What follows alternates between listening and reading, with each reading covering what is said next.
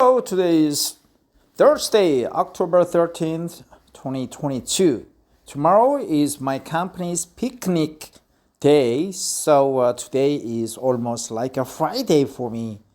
Tomorrow we will go to a park nearby and stroll around the lake. Then at the noontime, which is 11 o'clock by our standards for the day, we will go to a Korean traditional restaurant where a four-course meal is provided. So I am super excited and also happy and light loaded for today. Let's read the article about banished words for 2020. I've read banished words of 2021 yesterday. So I'm going to read.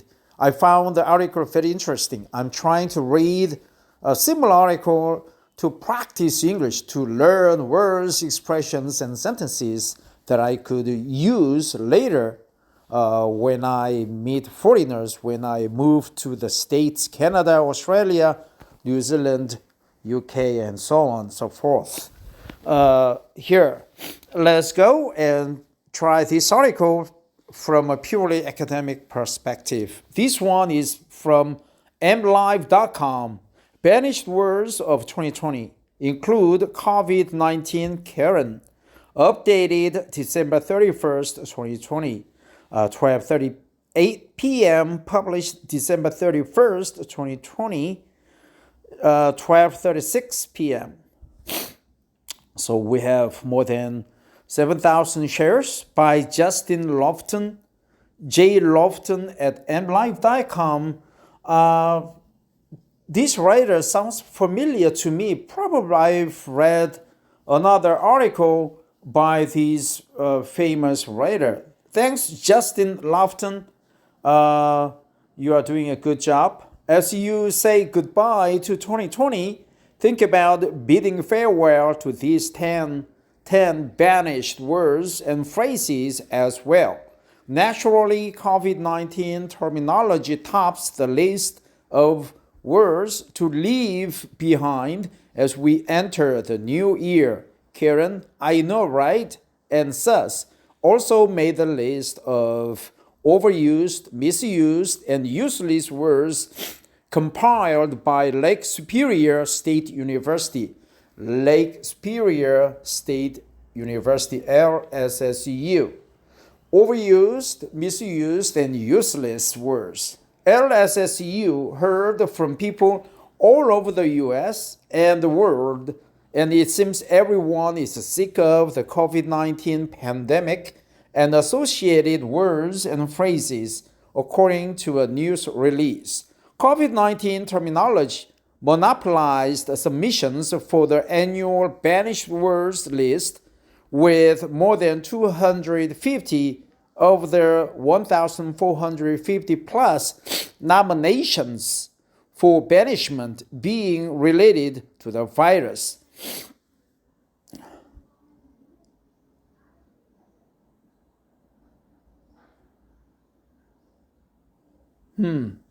Nominations being related to the virus. 7 of the 10 banished words relate to the pandemic.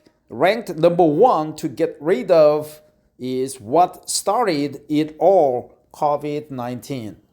It should surprise no one that this year's list was dominated by words and terms related to COVID-19. The LSSU banished words list committee members said in a joint statement. The banished words list debuted in 1976 and has reflected the signs of the times since then. Reflected the signs of the times.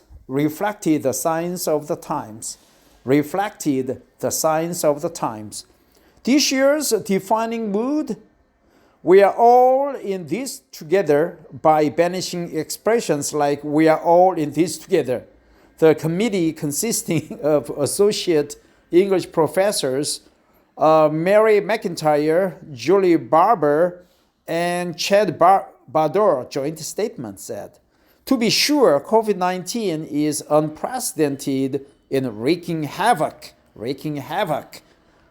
destroying lives. But so is the over-reliance on unprecedented to frame things. So it has to go to unprecedented, wreaking havoc." The joint statement, COVID-19, and what else? "We are all in this together." Time since then has reflected the signs of the times since then. The goal of the list is to uphold, protect, and support excellence in language by encouraging avoidance of words and terms that are overworked, redundant, oxymoronic, cliched, illogical, nonsensical, and otherwise ineffective, baffling, or irritating according to the release. Here are the banished words and terms and the committee's reasons for their banishment. 1. COVID-19, coronavirus, Rona. Lots of nominators are clearly resentful of the virus and how it has overtaken the collective vocabulary. No matter how necessary or socially and medically useful these words are, the committee cannot help but wish we could banish them and the virus itself. Coincidentally, this list arrives as does a vaccine. Maybe it could be a double whammy, double jab or double hit. 1, 2, 3 punch, double whammy. That's a good term, double whammy. 2. Social distancing.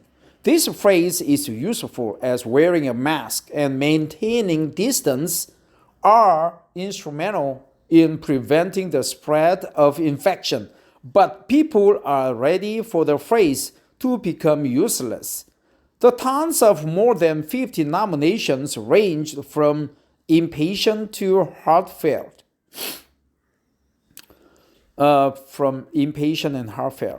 Social distancing. 3. We are all in this together. This phrase was likely intended as a way to keep everyone feeling safe and calm at the start of the pandemic.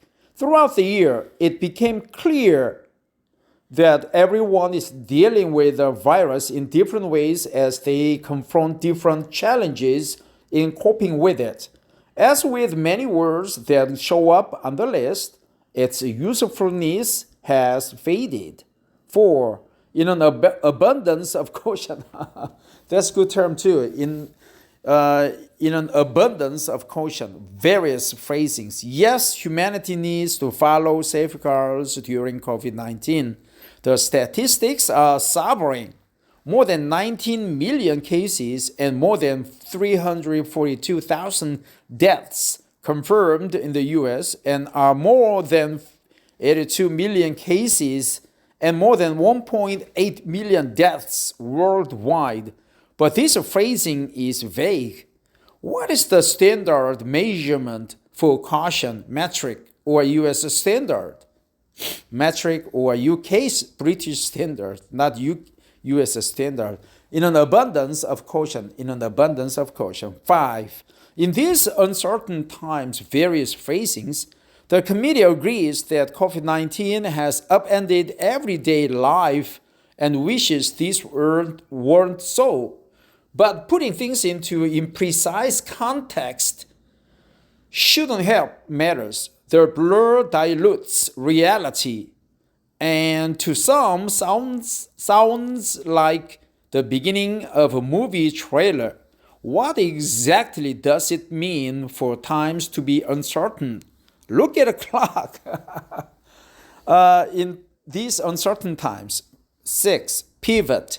Reporters, commentators, talking heads, and others in news media have used this word to reference how everyone must adapt to the coronavirus through contactless delivery, virtual learning, curbside pickup, video conferencing, remote working, and other urgent readjustments.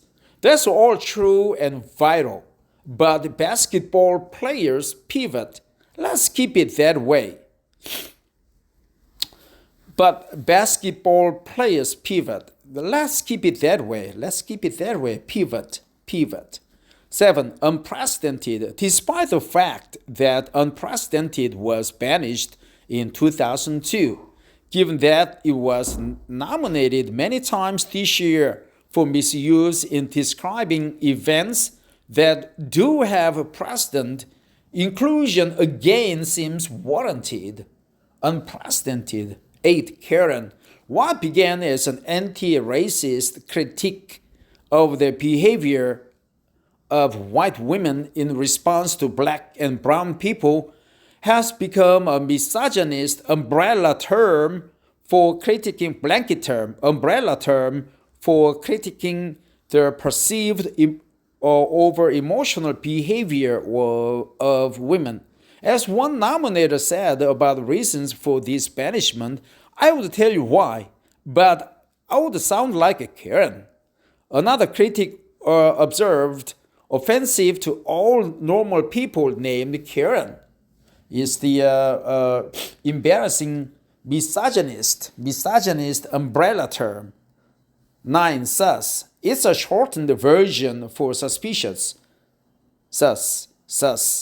In the video game Among Us, no committee members play but their children, who do explain that this multiplayer online social game is designed around identifying sus imposters so they can be thrown into the lava. Complainers ask, how much effort does it take to say the entire word and request? Confine the syllable to the gaming word. Pivot. Let's keep it that way. 10. I know, right? An amusing phrase flooding social media talking head. I know, right? Is a relatively new construction to convey empathy with those who have expressed agreement. But as one wordsmith put it, if you know, why do you need to ask if it's correct or seek further approval? Another grammarian wordsmith suggested that the desire for confirmation connotes insecurity because it's reiterating something already seconded. Reiteration. Grammarian. Wordsmith. I know, right? Flatten the curve and the new normal were also contenders for the list, according to the release. Real-world concerns preoccupied world watchdogs this year. First and foremost, COVID-19. And that makes sense. LSSU President Rodney S. Henley said in a statement, in a small way, maybe this list will help flatten the curve, which also was under consideration for banishment. Flatten the curve. So trust that your new normal, another contender among nominations for the next year, won't have to include that anymore. New normal. If you purchase a product or register for an account through one of the links on our site, we may receive compensation premium.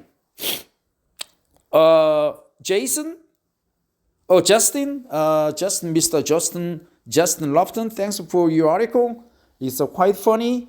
It's quite casual. It's an article that makes me smile and appreciate the linguistics. And my thanks to LSSU, including Mr. Henny, for your 10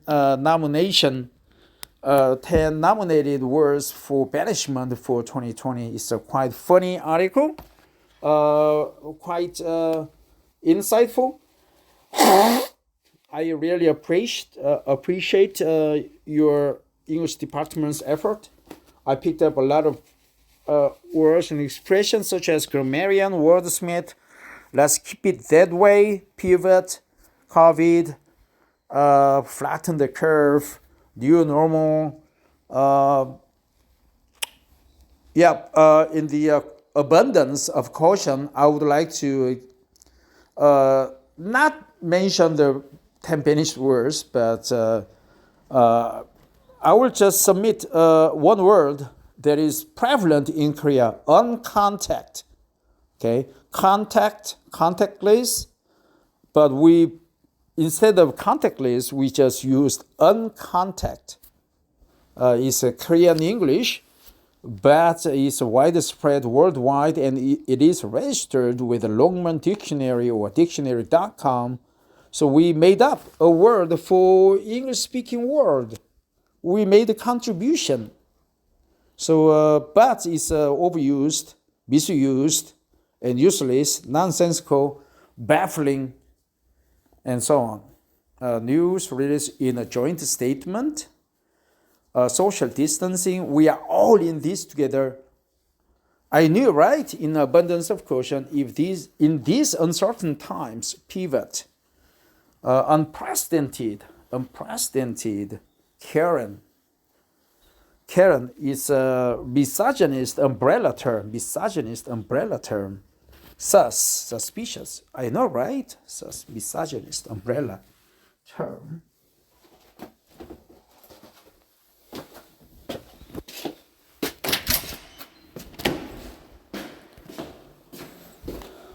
Well, I have to go to work now, so I'm gonna cut the shit out here and post it on YouTube. Thanks for listening, and thanks for this precious article. I really enjoy the words, wordings and wordsmith and so on. Bye bye.